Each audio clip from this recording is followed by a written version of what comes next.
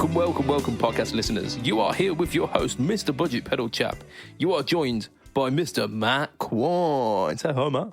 Hi, Matt. Woo! And you're joined. I mean, Josh has disappeared already. Like a moment ago, I could see his face, and now what's gone on? Is it the light? It is. There we go. Hey, I can see him again. Oh my gosh, it's Josh. Oh, it's me. There we are. Fantastic. Like, this is pretty much a full roster this week. We've got no Lee. I don't know why. I'm not gonna make excuses for him. He's just not here. But how are we, gentlemen? Are we okay? Yeah, not bad. Good. Yeah, I'm all right. I can't complain. Good. I mean, I'm possibly the one who's got the most to complain about this week, having literally just come out of a spell of COVID for the third time. But there we go.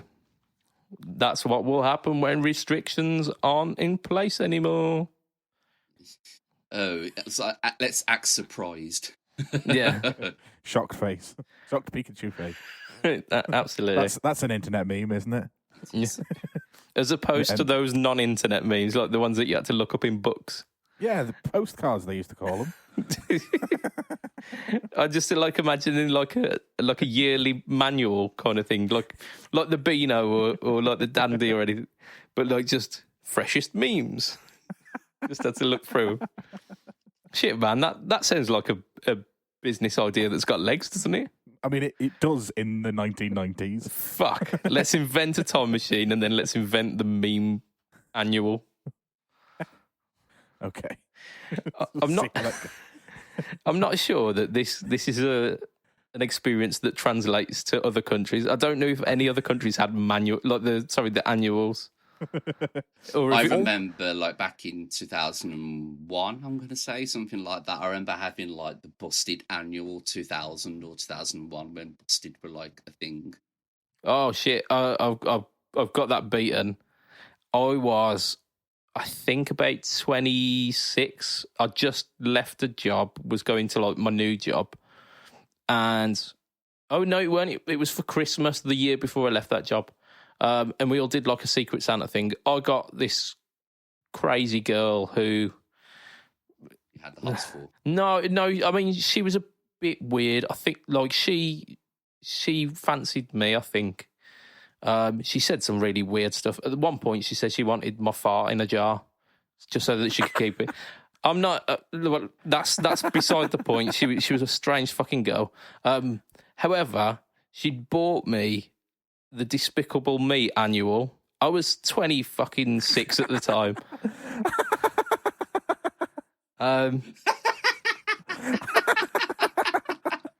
So. Not sure what game she was playing there, like what angle she was going for. But fucking Despicable Me. She wanted your banana. She may well have wanted my banana. However, with presents like that, she ain't getting it. And spoilers, it never did work for her. But there we go. It's the best thing I've heard all day. Yeah. So, that happens. Fucking weird girl. Fucking weird. But there you go. And this is where we have her for you now. Oh, shit, mate. I would run a mile, I tell you. BudgetPedalChap, this is your life. I mean, we are going hard with the British references now, aren't we? We are really alienating the American viewers. They've alienated themselves from the rest of the world, so... there have been some controversial things happen recently within the US, and I think, knowing our listenership, they are probably as confused and pissed off about it as we are. Yes, we've got a pretty sound listenership. They are the kind of people who are on the side of sense. Can't say that. Which is they listen to this podcast. How the hell can you possibly say that? They're not the kind of people who would vote for Trump, let's say. Okay, yeah. But there you go. Let's devolve back onto let's turn this tangent 180, yeah, and let's go let's just do a standard. What have we been up to? Who wants to start this week? In fact, actually, Matt can start this week because Josh, you have got a big old chunk of solid gold news this week, haven't you? Yeah, let's say that. So we're gonna save Josh's big old chunky one for a little bit later. It's the first time I've ever heard big old chunky and Josh in the same sentence. That's it. Not a like he's a trier. God loves a trier. Right, Matt, what you been up to this week, my man? So I've not really been up to much. Josh actually sent me a strap for a guitar, which I don't actually own yet. So it's a bright pink, neon pink strap, which would look really good on a white Nick Johnston Strat. So what I've actually been doing is preparing a couple of guitars to sell by restringing them, tidying up the fretwork, like making sure they're not covered in dust because I haven't touched them for 2 years. Yes. That kind of stuff. And there's actually a new music shop opening up on the island. Yes, So you mentioned this. I am a lazy fuck, so I will be taking advantage of we'll have them on the wall in the store and you can pay us a 10% commission or whatever it is. Yeah. And I will just let somebody else do all the work for me so I don't have to. So what is it that we're getting rid of? What are we saying? I'm probably going to get rid of the Fender Strat that I've got on the basis that for the meantime I can cover it with a Variax. Yeah. And the end goal is another Strat. Yeah. So I'll probably get rid of that Mexican Strat, which is probably about 300 quid. I will probably get rid of the vintage telly with the blends in, just because I've got the Les Paul, I barely play it. Yeah. Okay. So that was probably another 180 quid maybe, because it's and I'm also going to get rid of the gold top vintage Les Paul that I've got with the Fletcher P90s in it. Oh shit! Again, Man. I haven't played it in a couple of years. In fact, both of the vintages have lived at my mother's since I moved out, like 18 months at least ago, if not longer. And yeah, I've not touched them. So I went around and picked them up on Sunday. Was it Sunday? Yeah, it'd be Sunday. And I'm just in the process of tidying them up, ready for this. I think the store opens next week or the week after, so I will drop it off at the store, and hopefully I'll be most of the way to Nick Johnston Strat, and I think a neon pink strap on a white Strat with a black guard. I'll get a custom black guard for it and a ebony board, and it'll just look fucking sick. Yeah, that sounds like it'd look really nice. I'm down for that, and I'm like fully excited that you're going for the Nick Johnston. Yeah, yeah, boy. I've been coveting one for ages, and then when the Les Paul died, and I was like, right, I might just go working man's like guitar and just get one like a HSS Strat and just gig that as my main guitar. So did a load of research and was going to buy a HSS Nick Johnston, and now that I don't need to, I'll just buy an SSS Nick Johnston, because I've been looking at it for 6 weeks or whatever it is since the Les Paul had its incident. Indeed. And I've just got to the point now where I just want one. I think we mentioned on the last cast that the Les Paul is going to be okay. It's going to be okay. It is. It's in a queue. It's not been repaired yet, but it will be repaired soon. Cool. I'm down for that. Oh man, I'm excited. So am I. I'd like to say it's going to be weeks away, because once they go into the shop, they're not going to sell instantly. So I'll have to wait until the guitars, because I'll need a good kind of 80% of the money to come from there, and then I can cover off the rest of it. Yeah. I mean, by the sounds of it, though, those vintages, like they'll be real bargains for whoever gets them. Yeah, I mean, they've had all of the work done to them, so they've both been in for setup, so they've had all the fret dressing that needed doing at the time. So I'm just polishing up the frets, because, like I say, they've sat for 18 months, so they're a bit dull and need a good kind of. So I've polished up the frets. The SG has got a new wiring harness and new pickups, and the Gold Top has obviously got, I think they're the Alnico 2s. I bought them off you rather than Fletch, because you had them lying around. Oh yeah, they were. Yeah, weirdly they were yeoman's. Look, he'd bought a Harley Benton, like semi-hollow T-type. Yeah. And then he'd ordered the Fletchers, but by the time the Fletchers came, he'd sold the Harley Benton. Of course he had. So he had these two, like two P90s just kicking about. I think they were Alnico 2s, but yeah, like really good pickups. Yeah. Sounded really good, but they just fell out of rotation once I got to the point where I had the proper Les Paul, the Variacs for any kind of stratty stuff, and the Cabronita, and everything else fell out of rotation to the point where like I think I'm probably gonna cut my guitar collection down. I'll keep the Gretsch that the missus bought me for my 30th as kind of like my knock around at home guitar. Yeah. I'll obviously have the Cabronita, the Les Paul, the Variacs, and the Telly that I've got in Open G.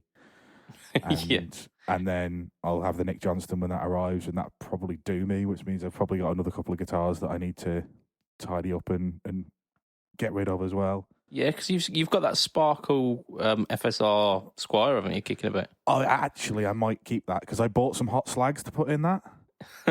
Yeah, you did. Josh's face just said, like, had an absolute picture there. Not saying anything. Yeah, the Iron Gear hot slags, just because like I want to use it as like my thrash around kind of. Yeah. Anytime you want to play punk or pop punk or any kind of chuggy like pop power chord kind of riffs and stuff. Yeah. And I don't think I'd ever want to sell. I'd like the look of the Pink Sparkle Strat. I think it's a cool guitar, even if it hangs on a wall. Yeah, I mean the thing with that is you won't be able to get another one if you then redecide. Yeah. Actually, that's the guitar for me. I mean, funny you should mention like pop punk stuff. I was literally yesterday. I was playing Dave Mirra's BMX for the Dreamcast. It's doing a bit of emulation. That game. And the soundtrack for it was absolute fucking gold. There was some like amazing, like kind of bordering on the new metal, but not fully, not like the kind of the heavier, like the Slipknot and all of that. It was kind of like precipice of new metal, but then also some of the punk stuff. I think there was Rancid on there as well, and I was just like, why the fuck was I not more heavily into this when it was a thing? Like, I'm clearly 20 years too late, but this stuff's fucking rad. Yeah. In all fairness, like especially like when Tony Hawk's Pro Skater and stuff like that. Yeah. All of the soundtracks like for those sort of games are always like pretty on point. It's not even those sort of games. Back then, like up until about 2005, I would say, half of my music taste came from games, whether it was the FIFA soundtrack, whether it was Tony Hawk's Pro Skater 1 to 4. Oh, fuck, mate. Gran Turismo had some bangers as well. Gran Turismo did. Grand Theft Auto. Burnout Legends, Burnout Paradise. Like, there's so many good games. Even Need for Speed had some good music on some of the early ones. Riders on the Storm was on Need for Speed Underground too. I think Skindred were on there. Like, video games just had awesome music. And then in about 2005, they just switched, and it was all people who'd bought a chance to be on this video game in the hopes that because the video game sells, their music would go to the masses, and it was either one or two artists that you'd heard of that you didn't like, or it was just music that wasn't selling anywhere else that people were desperately trying to get people listening to. Yeah, they missed the entire point, didn't they? The fact that all of the Tony Hawk soundtracks were absolutely fucking iconic. It weren't because they were Tony Hawk soundtracks. It's because they were like carefully curated soundtracks. Well, they were soundtracks aimed at the kind of people they thought would be playing Tony Hawks. Yeah. And it just it worked perfectly. Same with the Dave Mirra one. Yeah. So I had a bit of a nostalgic moment with that. Dave Mirra, however, janky as fuck. Like, because the second one was better. I played through the Tony Hawk 3 for the PlayStation 2 about 4 months ago, and that was absolutely golden, solid, beautiful controls. Like, I knew that if I fucked up anything, it was me who had fucked up. Yeah. and you felt everything was fair. Dave Mirra, fuck me. But yeah, like the soundtrack was getting me through. It was so good. Just going back to, like you mentioned in the Fletch P90s, for the most recent practice that I had, which was last Wednesday, I went completely off piste. I didn't take my Variax with me. I decided to take 2 Ibanez guitars with me for some reason. Just because I was like, well, why the fuck not? I've not played these in a while. I took my RG 570, is it the one with the P90 single coil P90? And then I took one. Yeah, the blue one. And then I've got an RGR with, it's got humbuckers in it, and the humbuckers have been described to me by Fletch as humbuckers for guitarists who don't like humbuckers. So I was like, yes, I'll give these a go, absolutely. So first half of our practice, I played the P90s. My fucking God, how good are P90s? Well, I'm going down the route of not owning a guitar with P90s in, because they sound fine, but I'd rather a humbucker or a single coil. Like if I want a single coil sound, I want a single coil sound, not a P90. Sorry, I just received a message off our editor. That's what that beep sound was. Doo-doo. I was like, who the fuck's Ron? Because it appeared on the top of my screen here. I was like, who's Ron? Oh, that's Ron. Yeah, cool. I'll read that later. P90s. I think they're the humbucker for me, because I don't like how powerful humbuckers are, like how much of an impact they have on my EQ compared to the single coil. So you don't like how good a humbucker is? No, you would like less good. I like brightness, and the humbuckers just, like, no matter how much I try, they don't get there. What you're essentially saying is you want a humbucker but with less gain. Not only that, I want an EQ that doesn't completely take over my sound. I've just not tried the right humbucker for you. There is a humbucker for everyone. I've got perfect humbuckers. Like the blend set that is in my Les Paul are the most like archetypal humbucker sound that you can get. But because of the way, like the things that I want to play and the way that I want to play, humbuckers just in general can't do that. But I found that the P90s that I have in that RG were thick enough to have the raucousness of a humbucker, but didn't overpower everything enough that I was like the tone was niggling away at me. So it was a beautiful, beautiful balance, and it was like rich and creamy. And I ignored the fact that the fretboard on the RG is essentially just flat. So it was like I've stopped playing that guitar because I've like moved away from guitars that are like shreddy, flat fingerboards, really thin necks and whatnot. But I got over the fact that was the case because the tone was so on point, and I was loving it. Loving it. Again, UK references here. Who was that? Fats and Small, was it? Or no, it weren't. It was. Wasn't that Ali? Nah. Really like it? Is it wicked? We're loving it. We're loving it like this. Yeah. Who was that? I'm going to Google it. It's like it's not DJ Luck and MC Nate, is it? No, that was A Little Bit of Luck. You can make it through the night. DJ Pied Piper and the Master of Ceremonies. Yes, that's the one. Cool. Oh, was that? Were they not? I just always assumed that would go global because no one else had put up with that shit. I mean, yeah, maybe.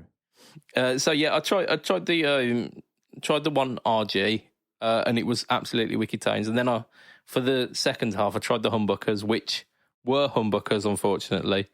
So they weren't quite single coils that I was expecting, but they were really good sounding humbuckers.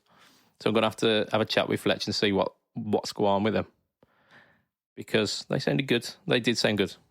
But then, alas, there was a bit of tragedy that bestrucken the band, bestriked. We had the practice on Wednesday, and by kind of Thursday afternoon, I got a text message saying our gig on Saturday has been called off. I was like, okay, what's going on? Singer's got COVID and lost her voice. Ah, well, that'll do it, won't it? And then, like, the following days proceeded to, like, the rest of the band all got COVID, including myself. So that was a big, big shit. However, I managed to get some videos recorded before I got tested for COVID. One of which is coming out this Friday, last Friday for you lot. It is based on the Demon Effects Prince of Sound, which, when abbreviated, is POS. Not the good piece of shit. Not quite, but it's it's a really, really decent, like, blues breaker, Marshall blues breaker kind of tone. It looks exactly the same as a Prince of Tone, though. Like, there is absolutely no way that this company are not going to get sued, or at very least a cease and desist. Like, it's so close. I think I've got it just down here. So it's not even subtle. Oh, here it is. Subtlety is overrated. Here we go. So, like, if you saw that on a board.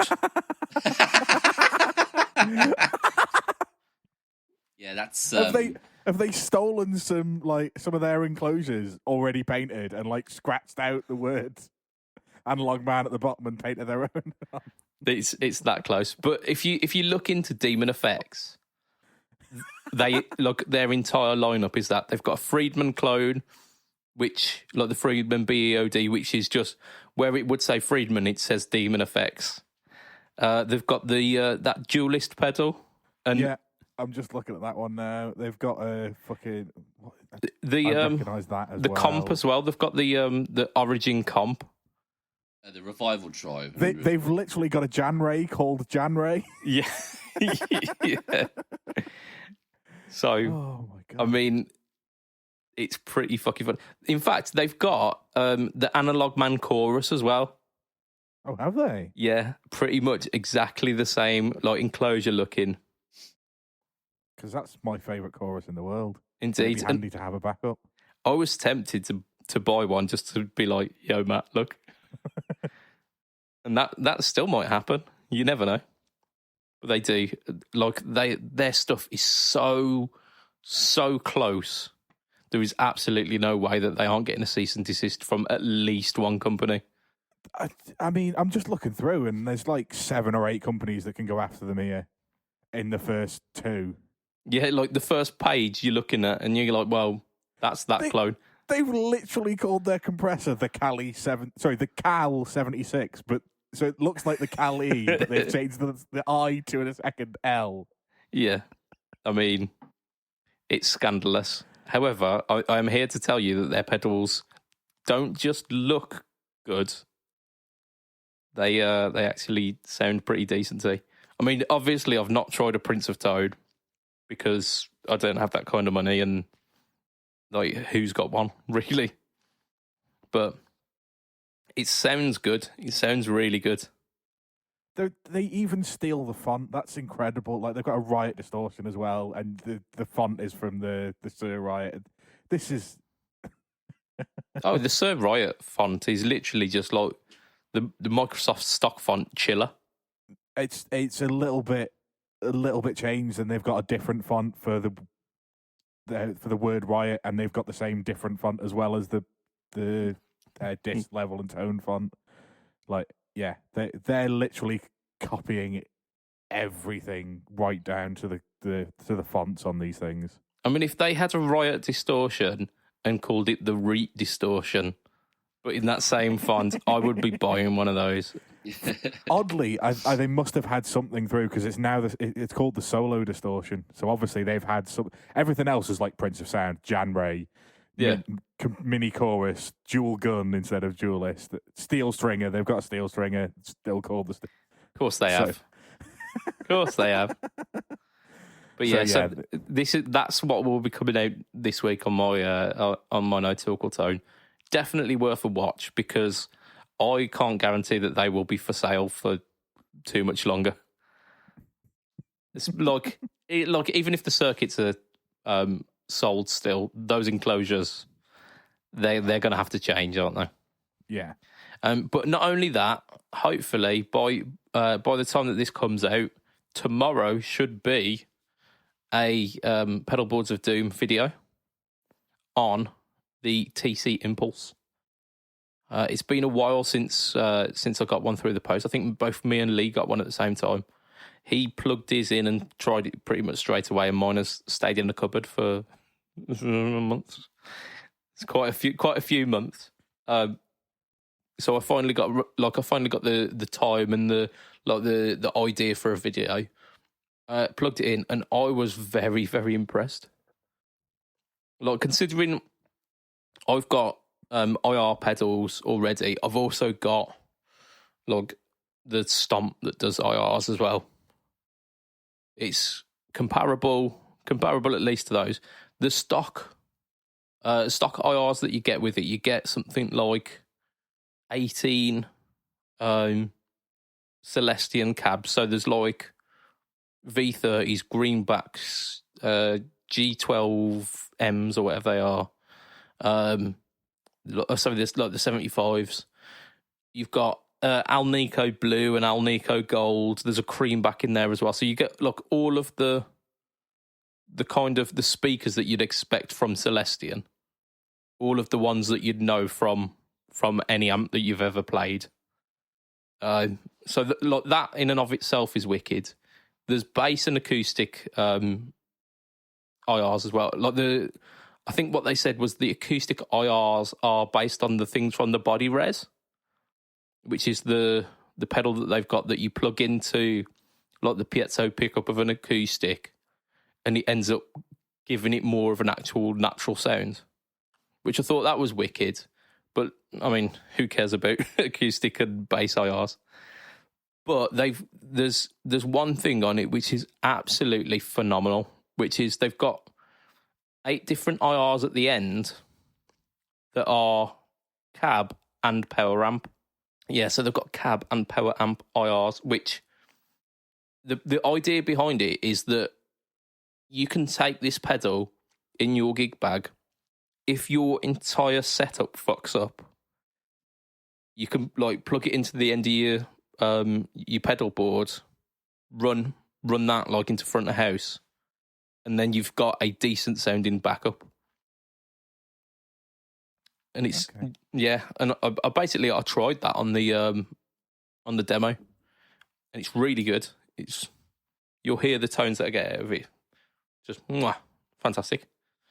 But this week, Josh, I'm talking about pedal boards of doom. You've had a smash hit this week, haven't you?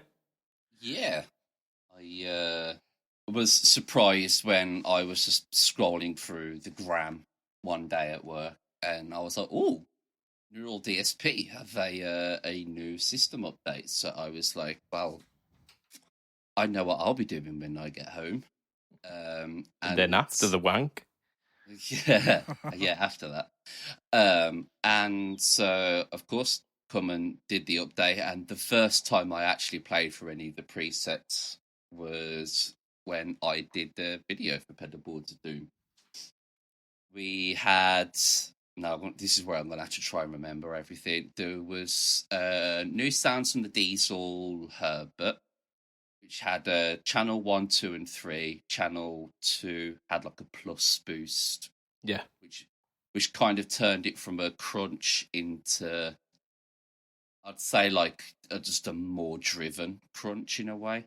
but not quite full lead. About 6 different versions of a Fender Tweed with like different bright modes. Is that where you cracked out the Strat as well? Yes. Oh yeah, sounded really good. That did. You know what? That Strat is a little gold mine, considering I paid about 80 quid for it. You what? Yeah, that's a different story for another day. And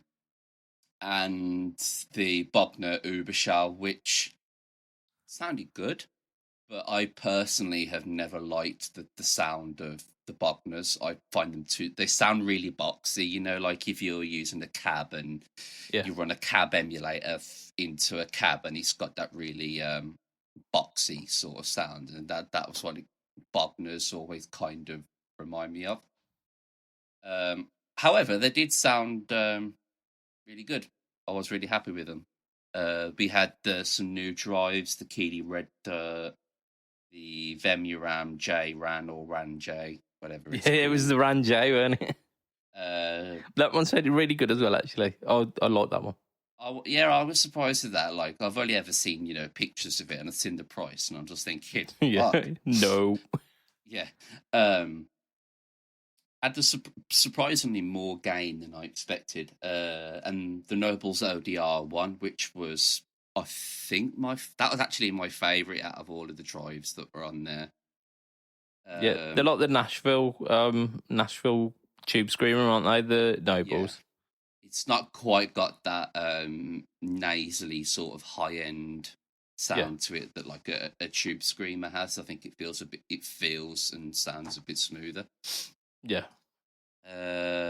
They've also, I didn't demo them because I didn't feel like there wasn't necessarily a need to, but they made all of the compressors that they've already got on there into stereo. Yeah. So I thought there was no point necessarily really doing that, but I did demonstrate the Boss CS3, which they've called the Chief CS3. Yeah. Which is clever marketing, shall we say? Love it. And what they did add, which I didn't demo particularly well, which I can't remember if it made the cut or not, was a mini voicer. And the only way you can describe it is if every string had its own individual pitch shift. Oh shit! I'm not sure that did make the cut. No, because it's very like Tim Henson from Polyphia. It's very much lends itself. He's the Muppets guy, isn't he? Tim Henson. I can't stand him. It very much leans itself to that sort of I don't even know what kind of very Instagrammy like kind of math rocky. Yeah, hand tapping, fret wanking sort of things. And we can tell which side of the fence you're sitting on here, Josh. Really? Indeed. Obvious. Which I at all didn't, I can't play it like that. So, am I ever going to use it? Yeah, probably not. Probably not. I mean, it's like when you find out that you've got a bit crusher in your multi effects. You're like, Is that my everyday thing? No, but it's nice being there if I ever need it. Like if I think if I could route a patch where it was like big reverb, like shimmer reverb into that, into some delay or whatever, it would probably be quite cool. But yeah, it's not something I will necessarily use very much. But yeah, it's nice to have it there to play with. There was War as well, wasn't there? There was something to do with the Crybaby. Yes, they finally added the Crybaby War into it. And did they have Wars before, or was it? Yeah, they had a Bad Horsey, which I think is that's like the Steve Vai War. And they had one or have one called the Bubba War, which is that war that literally has the treadle that looks like a foot. Yeah. The who is it? Snarling Dog, was it? Yeah, something like that, something really obscure. And I tried both of them, and I couldn't get them. I didn't like the sound of them, so I stuck my Crybaby War on the pedal board, and then they released that, and I was like, yoink, bye. Fuck and you. yeah, literally. And yeah, it's perfect. It's absolutely spot on. So all of my my Rammstein and Paramore and other bits and pieces that I use the Crybaby War on now are using the Neural DSP one, and Nice. it's spot on, absolutely spot on. The Yep. best thing that they've done with it though is normally like with a wire you do the toe click to turn it on. Yeah. But what they've done with this is you can assign the foot switch and you can have it to turn off after literally you put your foot on it and it'll turn itself on automatically. Yeah. And then as soon as you stop movement, it turns itself off, which I think is genius. Yeah. You can do it where as soon as you go straight into heel down mode, it turns itself off. Or you can set it where if it doesn't detect any movement, it will turn itself off. So you can choose how. Yeah. So like if you haven't moved it for 3 seconds or 2 seconds or like I think you can go down to milliseconds. Okay. And you can literally just take your foot off and it will disengage straight away. I mean that gives you the option then, because if you want a cocked wah tone, you can then have like engaged with a foot stomp over. If you know that you're never going to use the cocked wah tone and it's only ever going to be like expression, you could have it come on when there's movement. Yeah, so like say if you want the cocked wah, all you can do is when you put the wah block parameter onto your rig, if you haven't got an expression pedal, you can turn one of the dials and you can pick the exact position that you want the sound. And then you can just say, like, if you want that cocked wah sound, then just set it to, like, stomp A, for example. Yeah, a bit like the, what was it called? The Dunlop Q something or other. Because they had, like, a cockfight, like the cockfight as well. Yeah, it was, because I think they bought, like, was it the Q filter thing, and it was like a stomp box. Yeah. It was essentially a crybaby without the treadle, wasn't it?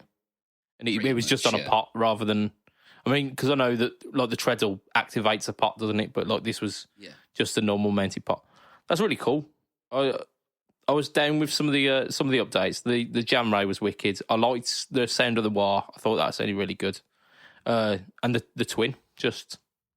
Yeah, I was surprised with how good some of the Fender ones sounded. I mean, it's not something I would use all the time. However, like... when you are wanting to just clean it up and use, I guess you could just use it as a pedal platform. Yeah. There's no reason why, you couldn't have that as your ramp and then just set 6 stomps on there. That was also a feature that I didn't get to because I literally did the update, turned the camera on, did the video. So, so almost like a first reactions kind of. Yeah. First look kind of thing. What they did actually, like before, they have got like the stomp box mode. So you can, you've got A to A, B, C, D, E, F, G, H. There we go, H. Yep. And like you could only set originally like one pedal to A, one pedal to B. Yeah. Now you can set as many pedals or as many parameters you want to like A. Yeah, so A could switch on stomp box 1, 2, 3. Yeah, etc. etc. Yeah, and then do like amp switch as well if you want. So they have like the I think they call it scene mode, which is like scene A with like your main, scene B, blah blah blah. Yeah. But now, like say if you've got just an amp on there and you just want to use it as a platform, well, I don't want to have to tap dance to press A, C, and D to put on an EQ, drive, and a delay. You just press A. Done. Yeah, like if you knew that like these 3 pedals are your solo mode, just go boom, that's on, sorted. Yeah, it's really cool. Not meaning to brag, but the HX Stompers had that since I got it. But the Quad Cortex also only came out last year. So, like, we will forgive in this instance. And after talking to some people in the know, apparently the next big update for Neural DSP Quad Cortex is the ability to put any of the plugin presets onto the quad cortex. Okay, so you can import between. So if you've got archetype Nolly or Gajira or Soldano SLO, and say if there's a preset that you really like on, say, the Soldano one, you will then be able to import that onto the quad cortex and use it. Nice. That's wicked. Right, tell us, Josh, because this week you've got a gig coming up, haven't you? You've got the first gig with Paramorgb. Yeah, Paramorgb. Although when this comes out, I would have done the gig, but this week, yes, I have. Congratulations on a fantastic gig, Josh. Thank you, and to cater for both crowds. Yeah, I'm sorry it went so shit. Yeah, next time it surely can't go that bad. Yeah, hopefully not. Either way, we'll delete as applicable. Yeah, or we'll just leave them both in for laziness purposes. Absolutely. Yeah, you know me well. It'll be my first gig since literally the week before COVID kind of hit our shores. Oh shit, man! It's been that long. So that's what she said. I'm really this is what she said. I'm really looking forward to it. Well, never, not once. She says, if you must, that. I think is. And it only seems like, kind of, it wasn't too long ago that was doing the audition, and it's come really fucking quickly, and it's been She's definitely said that before. Yeah. I'm still waiting. That's it. I'll finish myself off, shall I? Yeah.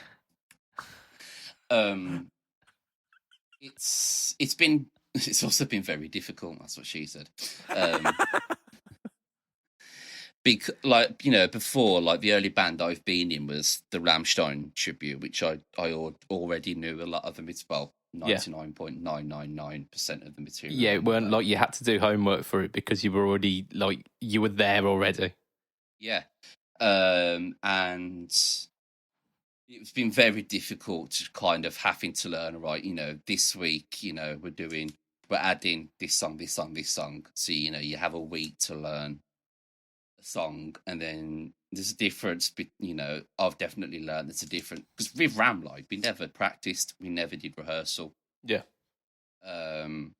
which is amazing how nothing ever fucked up, really. So yeah, I definitely found that there's a difference between rehearsing or practicing at home and then actually rehearsing. Yeah, absolutely. You get the vibe off the other musicians, don't you? Yeah. And that's been difficult, and it's also been difficult with not wanting to kind of big myself up with this, but I'm kind of the one that's got the most technical, tech side knowledge out of either anybody in the band, and I've probably got the most gigging experience out of anybody in the band as well. Check out Billy Big Bollocks over here. Which has kind of also been quite stressful because, we've got a lot of new things going on with the band, and it's kind of been, can you help with this? Can you help with this? Can you help with this? Yeah, you're like the guru, whether you like it or not. I've basically set up all of the guitar instruments. Obviously, I've got my presets, which I've now completely changed on the Quad Cortex. It's all completely different now. I've rebuilt from the ground up. The other guitarist, Joe, wanted... he had this Headrush MX5, which, it still had the cellophane on. It was brand new. And he was like, I need something making for it because I don't want to lug an amp to and from the gig. Yeah, it's fair. That's absolutely not fair. Buy a real amp. Sorry. Wow. So I had to set all that up for him. Yeah. Which ended up turning out really, really, really well. The bassist was using, I think it's like a Boss ME50 or something. Like the ME50B, yeah. Oh, man. I've seen 100 of them. And he wanted some help building a better bass sound. Did you tell him to buy an Ampeg FVT and a 410? Or an 810? I actually told him to get grow up and get an amp. Well, to be fair, he uses like a 210 cab, but Right, like okay. the majority of it was going through this Boss ME50 or whatever it was. Yeah. Yeah, okay. And I told him to kind of go out, get a dark glass B7K and run that into a Tech 21 Sans amp. Yeah. Okay. And he's the kind Sans of amp would be my go-to, to be fair. yeah. And he's kind of gone along this a similar route. He's just done it on a bit more of a better budget, and he got an MXR compressor just to kind of hold it all together. And he bought, funny enough, it's like the B7K and the Sans amp in one box, but it's like an Ampeg one. I've not seen it before. I can't remember the name of it, but I tell you what, when it turned on, I just like, what is that? You know, that proper gun face. I was like, yeah, that's the stuff. Yeah. So we sorted that all out. Ultimately better tone than a ME50. Yeah. But I've also set him up because he's kind of Big Josh doesn't need Tinder. That's the only problem with the band is that there's two Joshes in the band. Oh no, Big Josh, and you're not even Big Josh. I know, I'm Little Josh. That's the only thing. Or Bold Josh, depends on which one. In case either Joe's or Josh's rig goes down, I've also set up on my Cortex. Oh, you've got like a backup for the entire rig. Yeah, so if something goes down, Josh can plug into input 2 and he's got a bass rig set up. Yeah. And Joe can plug into input 3 and he's got a setup as well. That's wicked, to be fair. That's the fact that there's a device out there that will take 3 separate instruments in and give 3 different sounds out is just incredible. And you can put a 4th input in. Yeah, that's just mental. Yeah. And we did briefly try it out and it worked extremely well. But the PA, I don't think the PA was able to handle the vocals going in there, the backing tracks, plus all of the other instruments as well. Because it's not the best PA in the world. Was that all going into one feed into the desk? No, that's going into 4 separate feeds. Oh, right, okay. But the PA like kind of half went out like about a month ago, and like you can hear a crackle coming through it. So I think something's gone within the PA. Yeah. Because ever since then, we've just been struggling to get any decent sound out of it. So I think something's gone in the PA. But say when it comes to running live, we have the option to just run through the Cortex. Yeah. And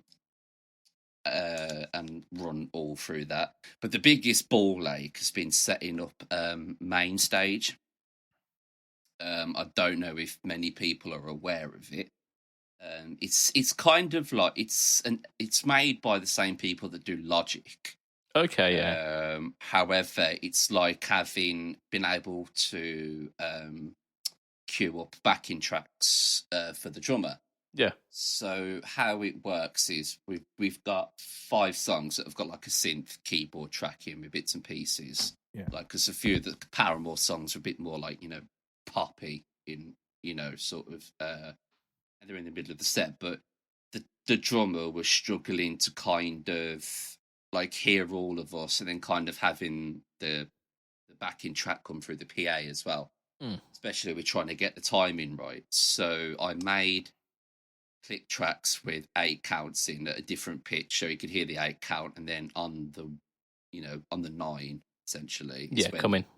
The tracks come in, but how it works is it's got 8 different feeds. I don't need 8; we're only using 2. But it's basically like a mixer.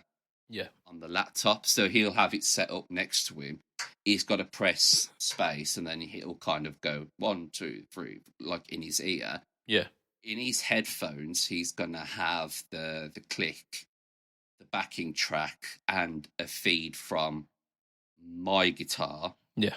Into it as well, so he's got some reference of where he is. Yeah. But he can, if he wants a front of house feed, he can run that into, because it's all running through my interface. But he's also got then independent controls of all the levels. So say if he just wants to turn the backing track down, he can.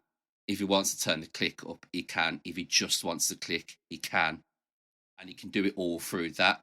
But when he activates that, we don't hear the you don't hear the differences. We don't hear the click track. All we'll hear is the synths and stuff. The synth and the backing. The sample. The sample, which will also go to the PA. So he's got his own separate feed for everything.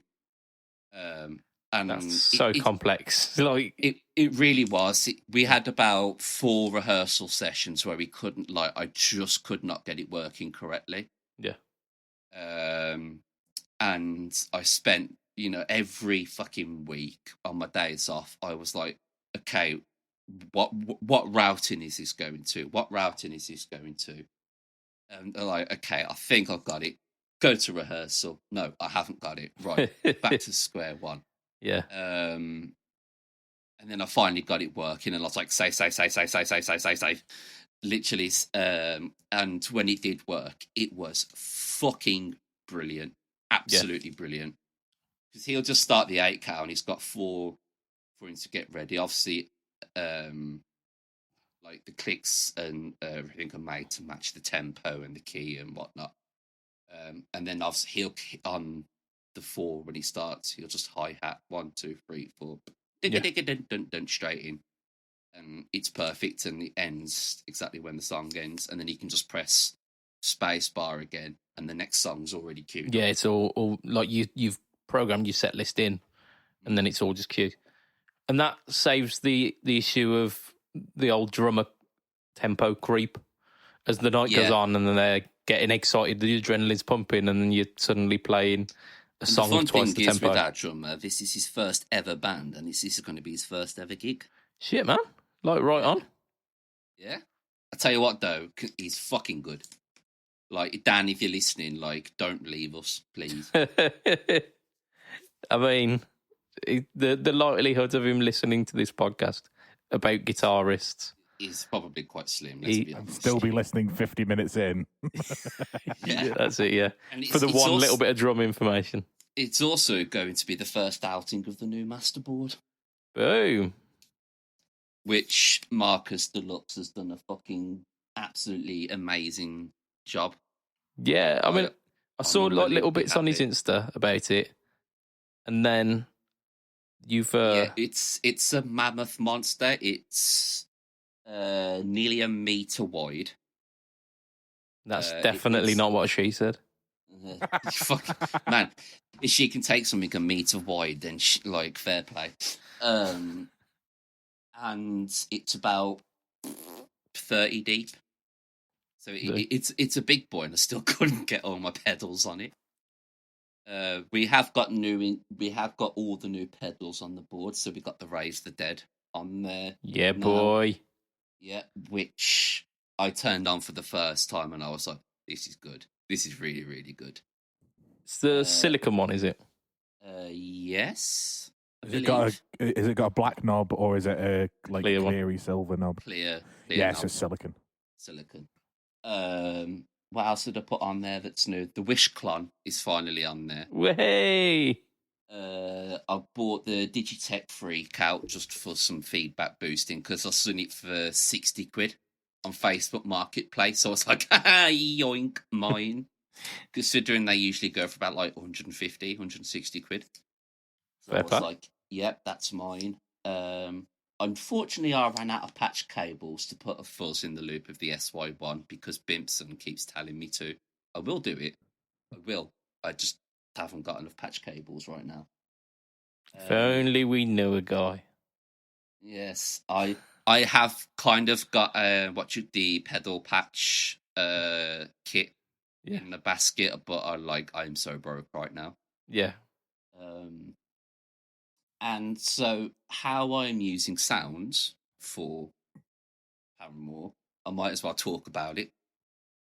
Originally, I was using the PRS MT amp, the Mark Tremonti. Yeah, I think you mentioned that, yeah. I'm no longer using that. I am using a capture from the wonderful Rabia Masad, and he sent me his VX 100 running through a Zilla V30 cab. It's the actual capture is the amp, the mic, and the cab at the same time. So I'm saving like 2 slots rather than having the amp and the cab. I've just got the one. So I've got that in 3 different gain modes. I've got a clean, a crunch, and like full drive. When I'm on the full drive, I've got nothing else with it. There's no EQ. It is literally just slap bang straight in your face, and it gets the sound really well. For Decode, because Decode's got that very shimmery kind of synthy guitar sort of sound. Yeah. I'm running the Boss RE2 in the loop of the Quad Cortex. Yeah. And I'm just running that into the VX100 on the clean. Cool. But that one's actually running into a Mesa V30. Yeah. Which I really like the sound of for the clean. And it's a really, really good, perfect sound for that. Couple of songs I'm using it on a crunch, and because some of the songs don't require as much gain, so I use the crunch sound, and then I just put on the Wish clon. So to give it a bit of a presence boost. Yeah, and it works absolutely beautifully.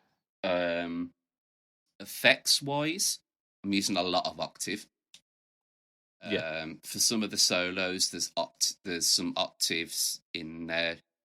I just dialed it in by ear. I was kind of like going, okay, yeah, there's about right. And it's all done on a guitar in drop C, but I'm using the transpose feature. Oh, okay, so you can bring it up to... Take it back to... Yeah. My chat, I'm geeking with my Chapman now. The baritone? No. Well, I did think about it because it's got a bigger neck, and I quite like the neck on it, but it's got too much neck dive. That's it. So I was kind of fighting that. Yeah. Plus, soloing with a wound third was quite difficult. I'm using my Chapman ML1 in drop C because the majority of the set is done in C sharp. Yeah. Yeah. But because the Floyd on that is blocked off, all I've got to do is just tune the low C into D standard. Yeah. And then I've got the E standard part of the set done. And then when I change again, all I've got to do is just drop the D back to a C. And obviously then it doesn't fuck the Floyd up. And as a backup, I've got my Fender Strat. Yeah, why not? Why not? Which is actually in C sharp, and then I've got the same patches, but just with the transpose changed slightly to cater. Right, and that's my gig rig straight into the PA. That's all you need. It's like mega complex. I think it's about time that we do a bit of housekeeping on our hot takes. So we're kind of an hour already, but let's hot take these takes. So last week, big muffs are cool if you like getting lost in a mix. The options were incorrect or something, or like choke me daddy.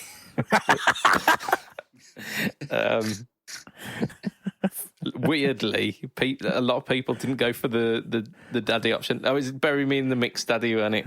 Yeah, it was bury me in the mix daddy. Which is like potentially the best option. I don't know why more people didn't go for that. Absolutely, it's the best option we've ever had. And despite the fact that it's not the option that I actually think, it's the option I voted for because it said bury me in the mix daddy.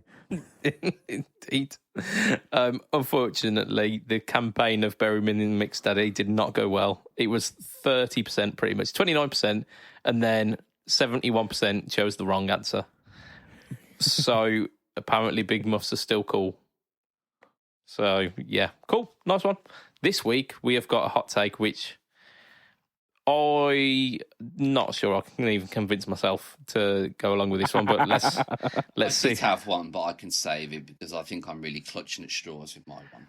Right, so this hot take is pretty much boomer logic, but we'll see what happens. Thick strings give better tone. Thick strings give better tone. Where do we fall on this argument, gentlemen? I mean, I went through a long phase of using 8s, and the only reason I went back to 9s was because I kept snapping 8s. Yeah.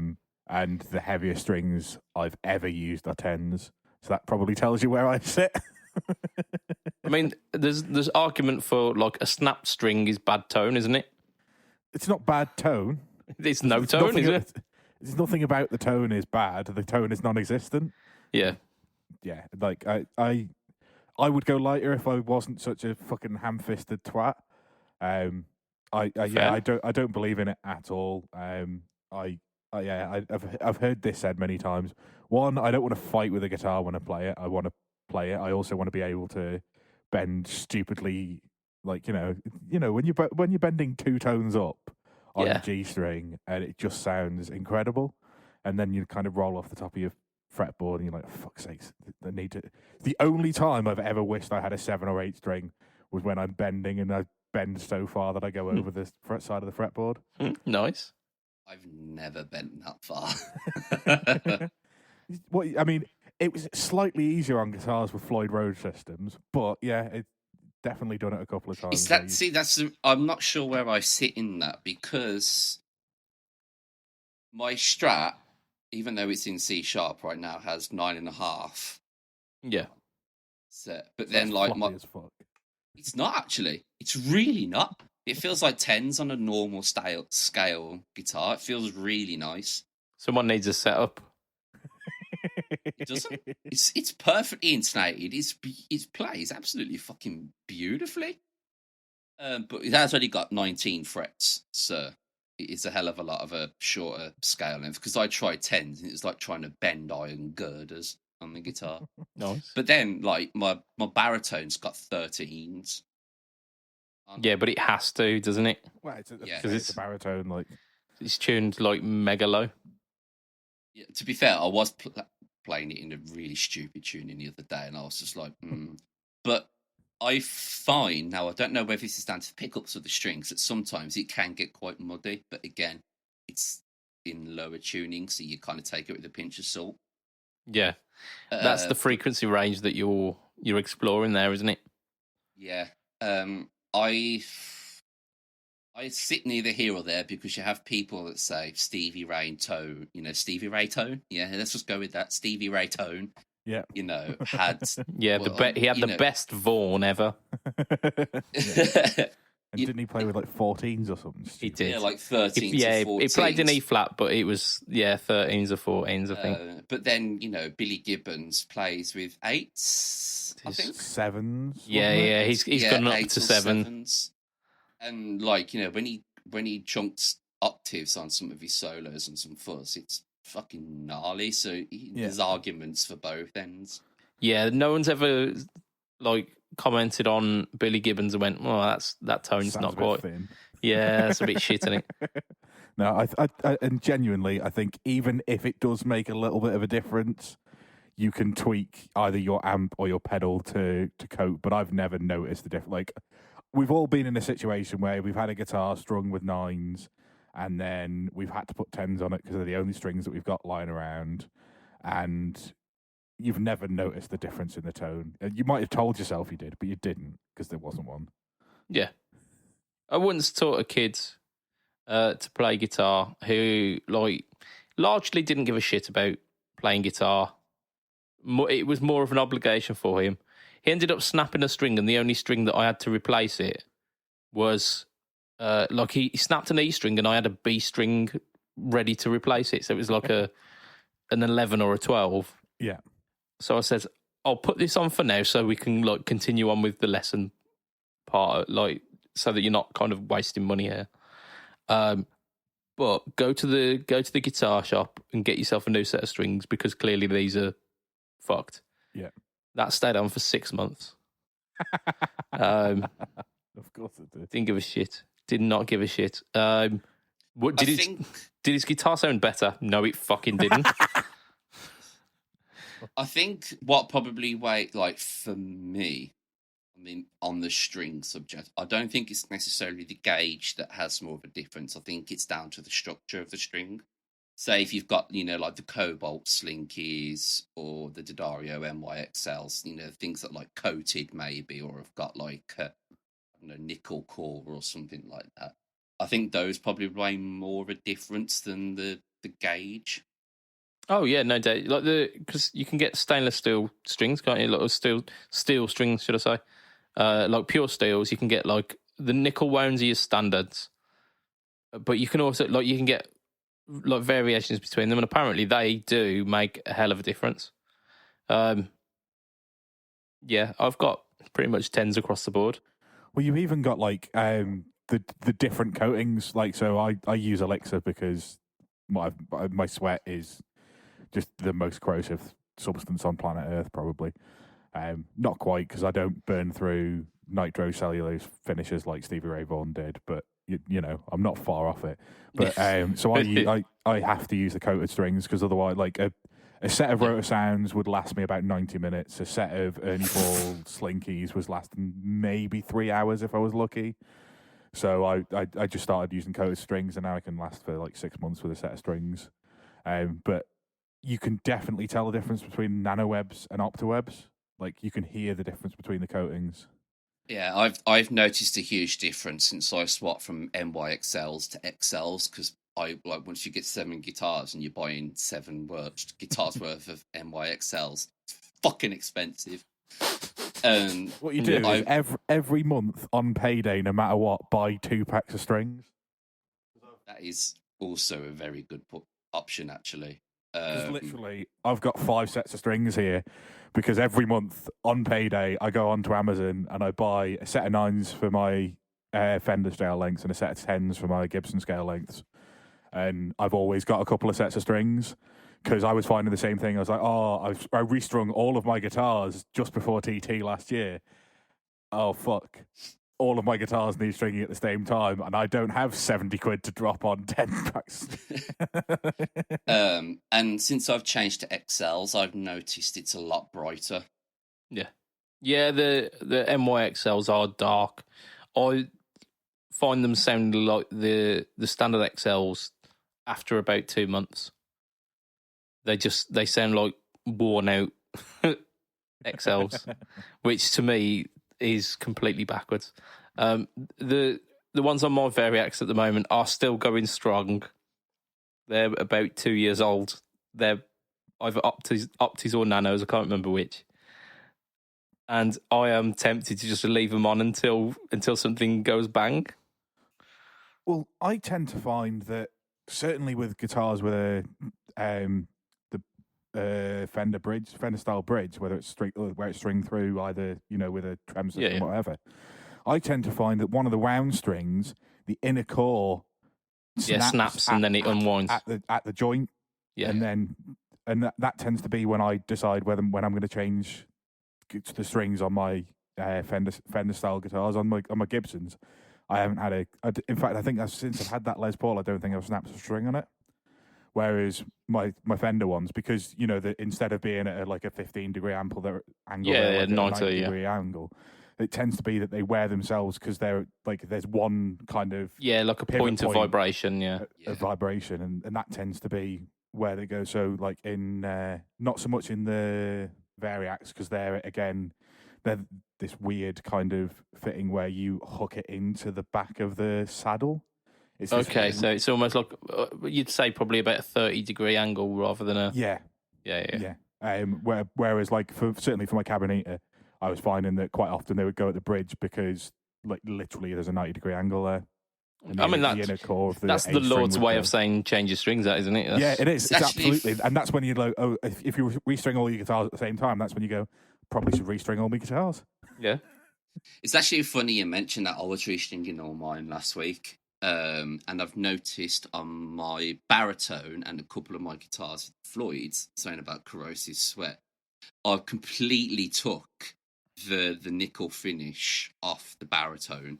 That's completely worn away when my hand naturally rests when I'm part muting. And with I think it's my RZK, the guitar that I've had the longest. I think I've had it about 10, 11 years now. There's actually genuinely like grooves in the steel of the Floyd Rose of where my hand rests, and like the sweat is genuinely You've sweated into that metal for 11 years. Yeah, and it's genuinely like took a bit of metal out of it. I mean, that's nature's relic, that is, isn't it? Yeah, it is. But that guitar's also got a lot of dings on it. I feel that we've moved away a little bit from that's how crap the hot take was when he like he's just like okay. Anyway, yeah. So I think we were all largely sitting on the sides of it doesn't really matter about it. Like, hey, play whatever strings you like to play. That's it. You do you. Yeah. But this is not up to us. It's up to the other side of actually in the argument. What makes you say there's a difference? What, me? Yeah, because it's your hot take. Well, I've taken it from like boomer tradition, really, because that I've seen that on the internet more times than I've seen quite a lot of opinions.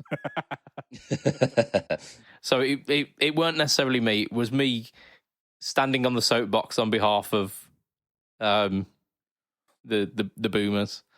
But yeah, I don't think I've heard much of a difference. But again, this is down to the listeners, the people who vote on these to make the actual decision. And if they decide that's the case, then we're going to have to just all suck it up and get 13s. So, so let's please vote sensibly. Please. But I think that's probably a podcast for today. We will save the conversation topic for next time, because why the fuck not? Do you mean because it's the summer and there's going to be no news next week as well? Absolutely. I will let you know though. The Headrush MX5 is definitely something we're going to be talking about, Josh. So keep that in mind. I will have questions. But for now, what do? We talk about our Patreon backers who are awesome. They are amazing. They are the coolest people on the planet. And for as little as $2 a month, you can be part of that exclusive crew. And I can actually offer you Patreon bonuses now. Like, this is an official thing. So there are a couple of bonus episodes. You get your name read out on the podcast. And you get just bigged up every week. I will say that you are the coolest people on the planet, even if you're not. They're not to know. They won't know. But yeah, so our current Patreon backers. What was that, Josh? What was that? Shh. I will in a bit. Our Patreon backers are as follows. We've got Mr. Andrew Bimpson, Mr. Adam Yeomans. We have got Mr. Doug Christ of 37 Effects, of Masters of the Cinematic Universe podcast, and of the Just Surprise Me podcast. We have got Mr. Hugh G. Rection. Way. Thank you, gentlemen. We have got Mr. Ben Fletcher of Fletcher Pickups, and we have got Mr. Brian Gare of the Tone Jerks podcast and the Second Button podcast. All of the podcasts previously mentioned are absolutely excellent. As you may have seen within the recent post on my within the group, I'm subscribed to those podcasts. I listen to them. They are good. They have got my full recommendation. Speaking of which, I've also got your podcast on my list as well, haven't I, Josh? You have indeed. The Guitar Geeks podcast. Indeed. Cheek. Do you want that plug back before I stand on it? Because I'm in bare feet, so it will hurt. Worse than Lego. If you want to find me online, I am Mr. BudgetPedalChap.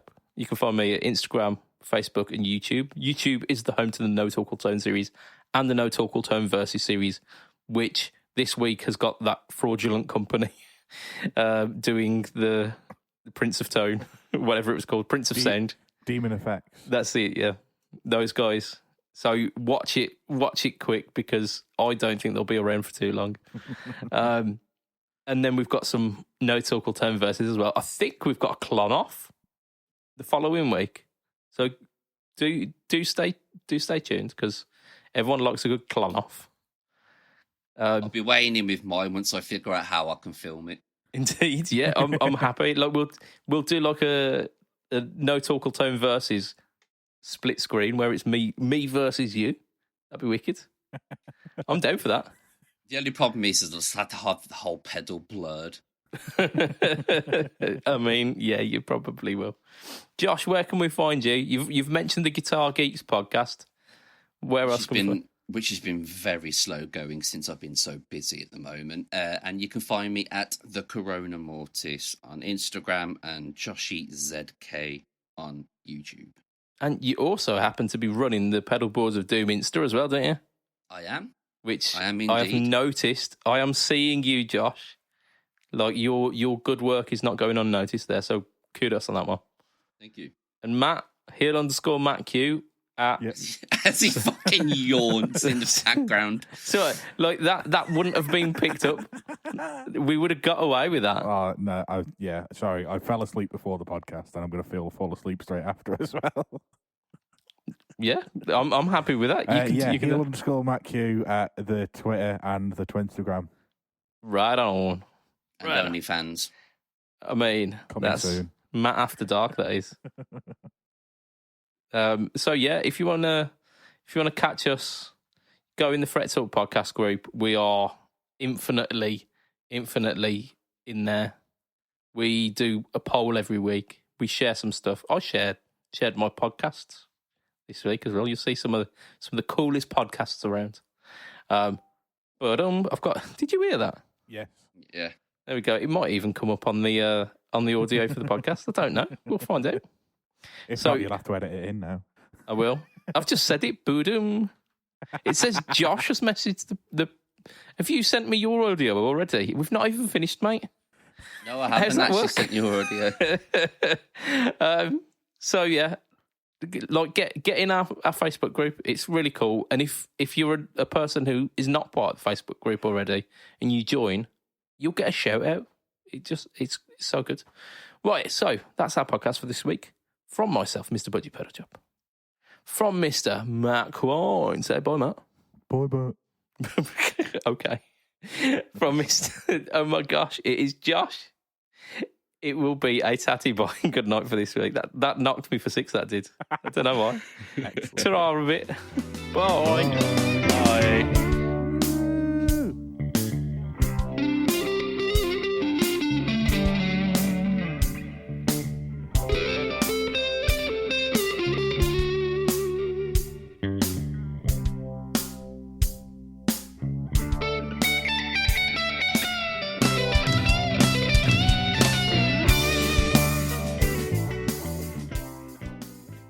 There's been a serial offender going around of a man who is dipping his testicles in bowls of glitter. It's pretty nuts. Yeah.